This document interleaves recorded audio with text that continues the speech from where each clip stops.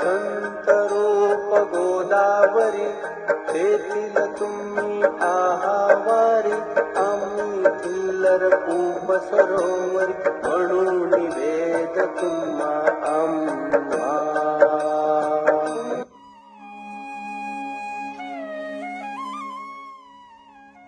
இந்த ஓவியில் சாது சந்துக்களின் உருவம் கோதாவரி என்றால் தாங்கள் அதில் உள்ள புனிதமான கோதாவரி தீர்த்தமாவீர்.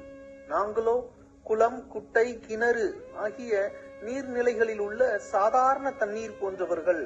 நம்மிடையே உள்ள வேறுபாடு இதுவாகும் என்று ஸ்ரீ தாஸ்கனு மகராஜ் இந்த ஓவியில் குறிப்பிடுகின்றார்.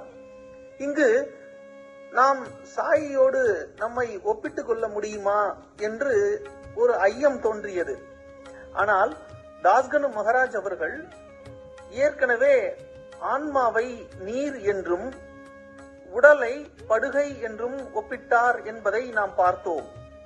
அதிலும் மராட்டியத்தில் கங்கை என்றே அழைக்கப்படும் புனிதமான கோதாவரி நதியை சாது சந்துக்களின் வடிவத்தோடு ஒப்பிடுகிறார். இங்கு உடல், மனித உடல், நம்மை போன்ற சாதாரண மனிதர்களின் மனித உடல் ஆனது சாதாரண படுகை.